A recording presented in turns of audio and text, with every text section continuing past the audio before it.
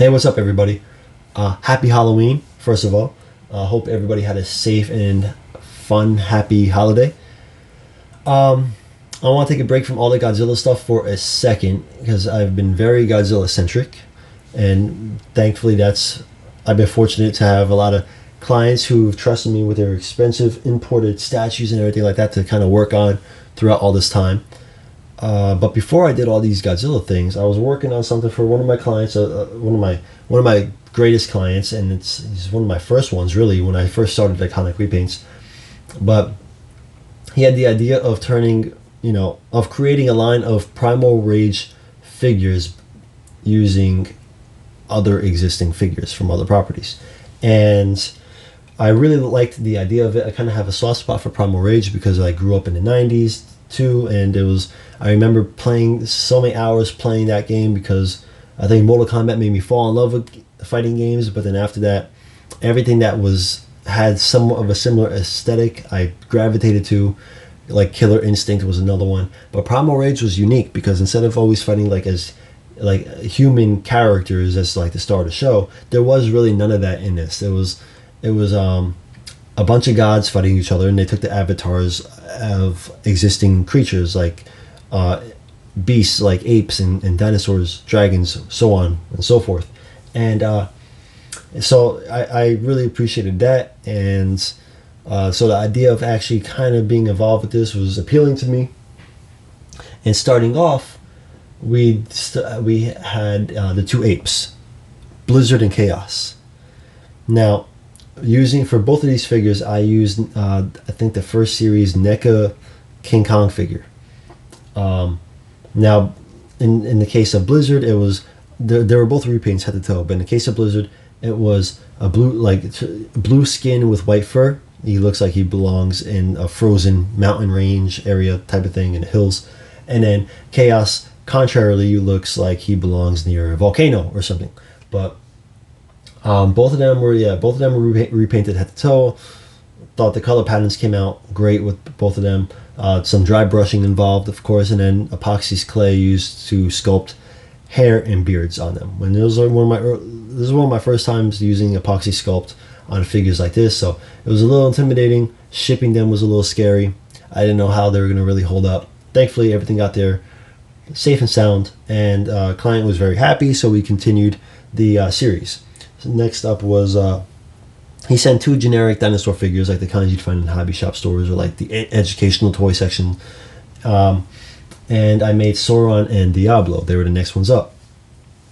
Sauron having this really cool goldish yellow kind of skin pattern with very deep purple stripes. Just a very cool color pattern that translates well into figure form, and I'm really happy with the way this came out with the gold eyes kind of setting it all off at the end of it.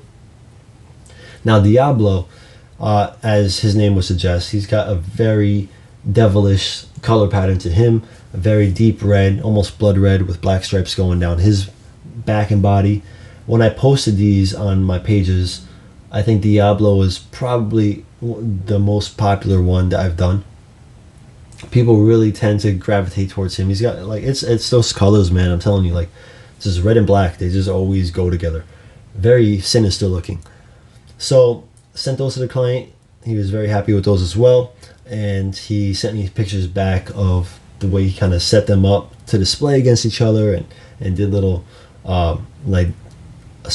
pictures of them squaring off. And I think they all look really great together in a modern kind of way of what the game was in the 90s, because back then everything was more like dinosaurs, like for instance standing more upright and everything like that. Obviously now dinosaurs are more lateral to the ground, so there is that. But it's really neat to see these kind of all come together. And then I just did the fifth one, who is Talon. Now Talon is a velociraptor with feathers going down the back of his neck, and again a generic velociraptor was sent to me. I replicated the skin pattern and the color palette as best as I could with sculpting some hair / feathers in the back of his head. I wanted to keep it as close to the in-game sprite as possible. Pretty happy with the way he came out as well. I can't wait to send him back to my guy and see them all together. I think it's gonna be a really cool looking set. Mind you, this is not the end. There's a couple more that we are trying to figure out now. I think they're gonna be the most difficult ones of the bunch, and hence why I'm doing this video now, because I don't know how long it's gonna be before we get that up and running. But like I said, I know as I've posted pictures of these guys along the way, I know other people have said, oh, you know, I've been kind of thinking of doing the same thing. I have similar ideas, so I didn't want to keep holding on to this video. I want to just put it out there so these guys don't get forgotten. It's been a really fun project to work on, and thankful to have a client like I do, especially who trusted me early on when my brand was very brand new and not really has yet taken off like it has. I mean, without these guys, I don't know if I'd really have gotten into the Godzilla stuff that I have been, with the success that I've been having. So anyway, that's my video. I felt like it wasn't going to be long enough if I did all of these guys separately.